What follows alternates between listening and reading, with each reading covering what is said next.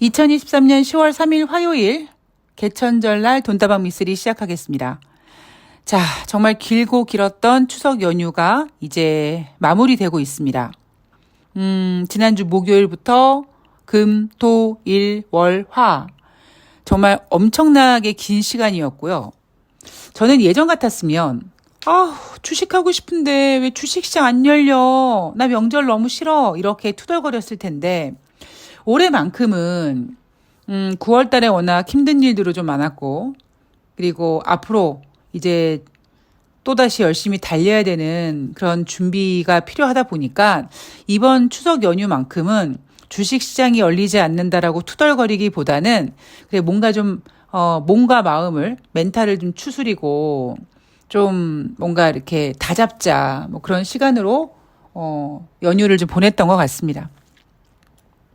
날씨 너무 좋죠? 예, 10월 3일. 제가 요즘에 드는 생각은 확실히 10월 달이라는 시간은 9월 달보다는 좀 빨리 지나간다라고 느끼게 될 것 같다.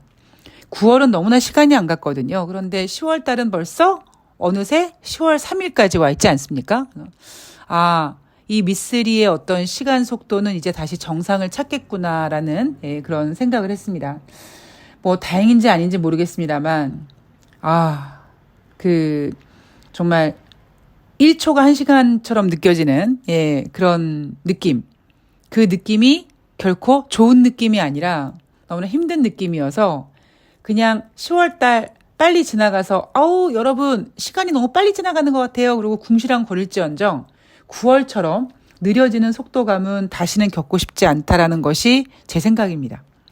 자, 오늘 돈다방 미쓰리 10월 2일 월요일 뉴욕 증시 마감 현황을 점검해 볼 텐데, 자, 뉴욕 증시는요, 혼조세로 마감을 했습니다. 다우지수가 0.22% 하락, S&P 500이 0.01% 상승, 나스닥이 0.67% 상승했습니다.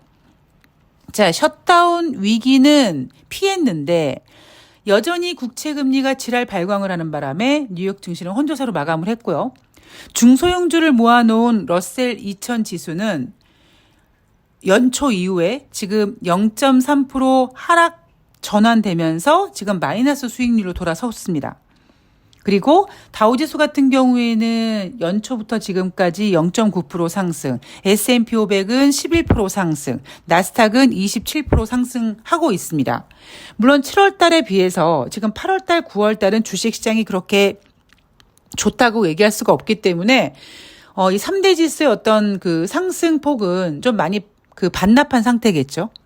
자, 셧다운에 대한 이야기를 좀 해보면 미쓰리가 여러분들께 제시했던 게 두 가지 시나리오였습니다. 자, 셧다운을 시킬 것이다. 아니면 아주 극적으로 타결을 볼 것이다. 물론 저는 두 번째 시나리오에 더 많은 베팅을 했습니다.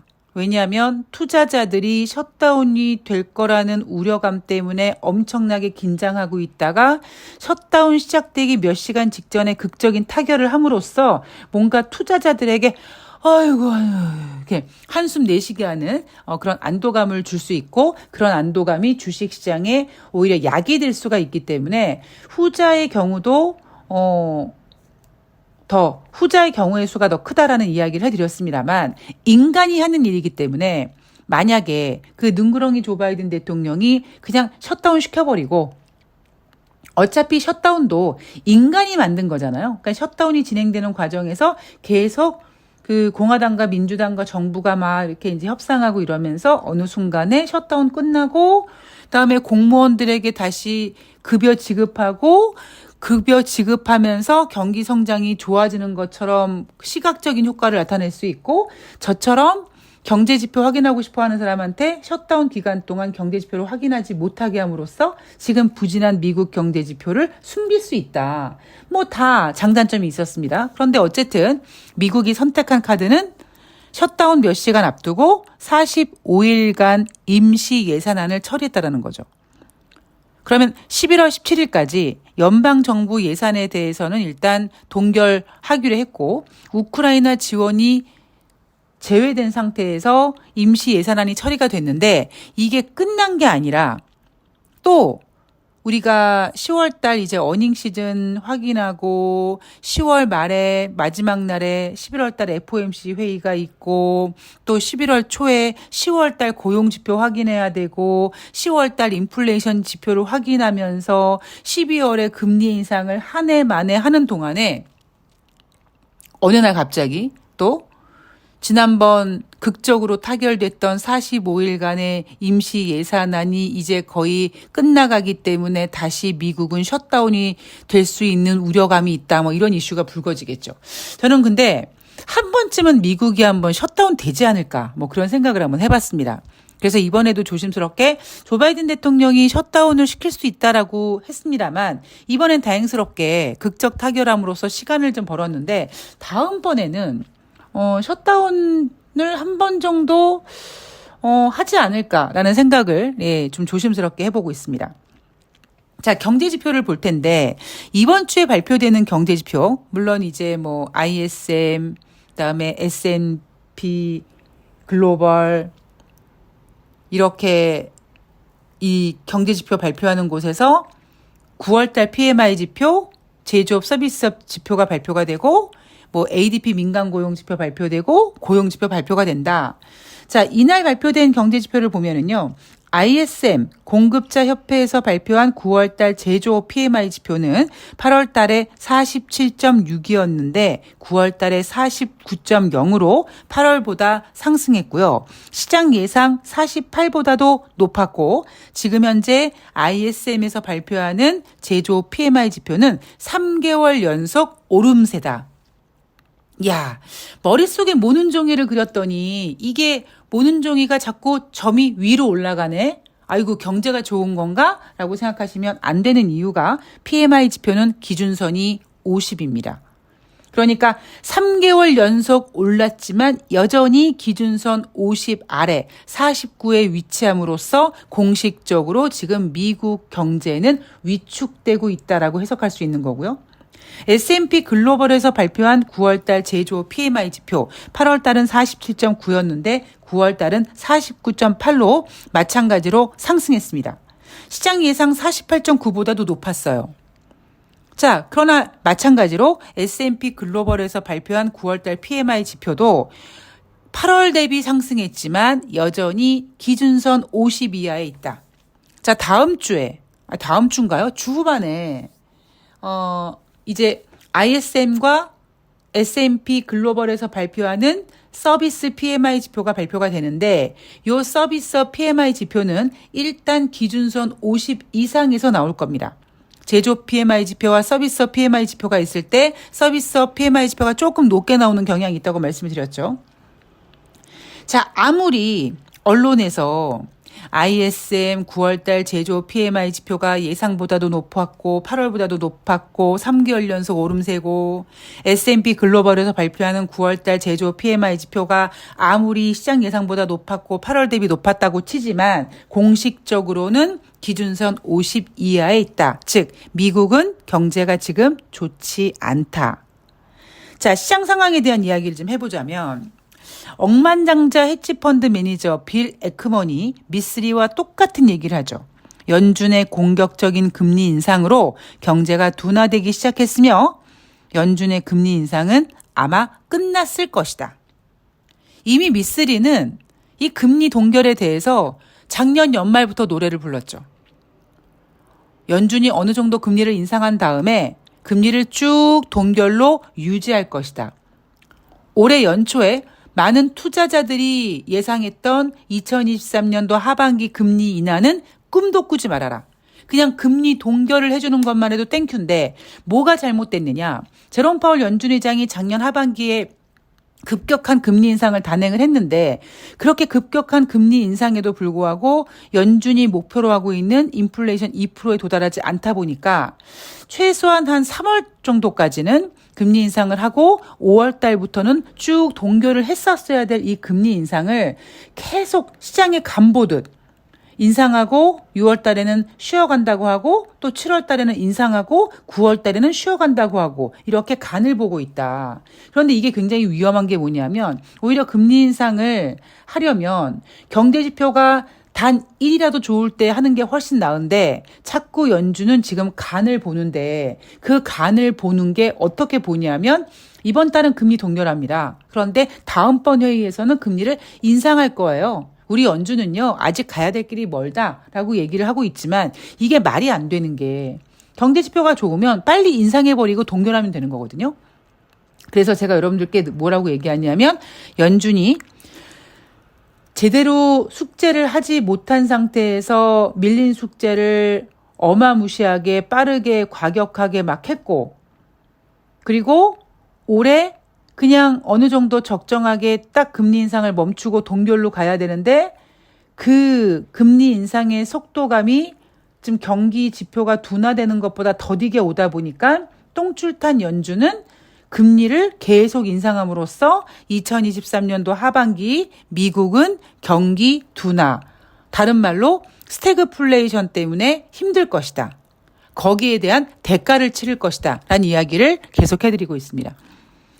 억만장자 헤지펀드랑 미쓰리랑 생각이 똑같은데 왜 미쓰리는 억만장자가 되지 못하고 있는지 참으로 안타깝습니다. 네.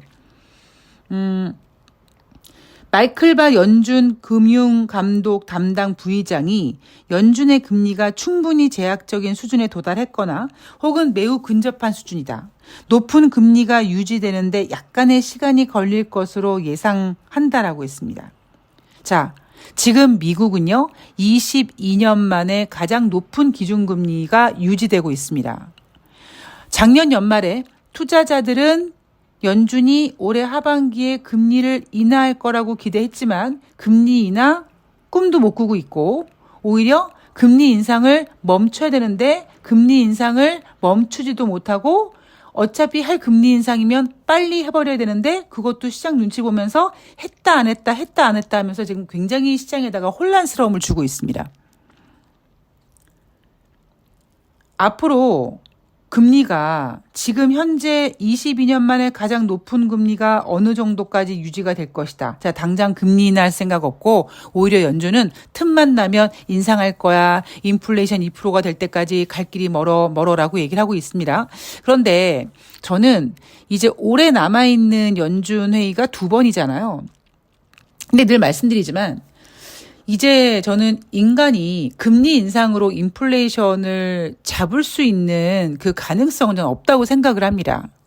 정말 냉정하게 제롬 파월 연준 의장이 2022년 1월 달에 인플레이션이 출렁거리기 시작했을 때 아예 그때부터 아싸리 금리를 딱 인상해 버렸으면 되게 깔끔하게 끝냈을 일을 그때 제롬 파월 연준 의장이 뭐라고 했습니까? 인플레이션 일시적이다라고 했습니다. 그렇게 일시적이라고 맘 놓고 내려놨다가 금리 동결하고 3월 달에 인플레이션이 일시적이 아니네. 그래서 다시 인상하고 5월 달에 막 50bp하고 50bp 가지고 안 되겠네. 그러면서 6월 달 그 이후로 75bp씩 금리 인상을 미친 듯이 하지 않았습니까? 그거 뭔가 지금 계획이 잘 안 되고 있다라는 겁니다. 그래서 연준은 일단 아마 내년까지는 유지하려고 할 거예요. 그런데 제가 항상 말씀드리지만 이제 미국은 경기 둔화, 경기 침체 이야기 대놓고 나오기 시작했죠. 억만장자 헤지펀드 매니저 빌 에크먼이 벌써 연준의 공격적인 금리 인상으로 경기가 둔화되기 시작했다라고 얘기했고 미쓰리와 똑같이 연준이 더 이상 금리 인상을 못할 거라고 했습니다. 자, 이제 아마 내년도가 되면은요, 글쎄요, 내년에도 8번 연준의 금리 결정 회의가 예정되어 있는데, 내년에는 저는 물론 이제 10월 초니까 이제부터, 내년도 증시 전망을 이제 좀 슬슬 준비를 하고 있는데, 내년도는요, 금리를 어쩔 수 없이 인하해야 되는 일이 생길지도 모르겠다. 그런데 정말 간절하게 바라는 게 뭐냐면 그게 대한민국 때문이 아니길 바라는 거죠. 다시 말씀드리지만 미국은 쓸카드가 많은 나라입니다. 그래서 단순히 미국이 경기 둔화, 미국이 스태그플레이션 이야기를 하지 않아도 연준이 금리를 인상하면 뭐 유럽연합, 뭐 남미, 뭐 일본도 지금 금리 인상 제대로 못하고 있고요. 대한민국도 지금 금리 인상 못하고 있는 겁니다. 금리 인상을 못해서 지금 미국과 한국의 금리 차가 2%까지 벌어졌는데도 불구하고 외국 자금이 안 나갔어. 그만큼 외국인들이 대한민국에 대해서 굉장히 신뢰하고 있어. 이런 헛소리를 하는 사람들이 있는데요. 이미 나갈 자금들은, 이미 외국인들은 주식시장에서 스멀스멀 발을 빼기 시작했고요. 지금은 결국 애널리스트들과 펀드 매니저들이 시장 아직까지 괜찮아. 시장 여전히 견제해. 지금 종목 장세야. 빠질 때마다 추가 매수해. 매수 기회로 삼어. 해서 개인들을 홀려놓고 그 개인들에게 기관들의 물량을 넘기는 작업인 거거든요. 그러니까 주식시장은 이미 외국인들이 스멀스멀 발을 빼기 시작했고요. 대한민국에 들어온 자금 일부는 지금 일본으로 이미 충분히 넘어갔죠. 우리 뭐 합니까? 무슨 얘기 나옵니까? 일학개미 얘기 나오잖아요. 뭐 동학개미, 뭐 서학개미 하다가 이제는 하다 일학개미 얘기 나오고 있습니다.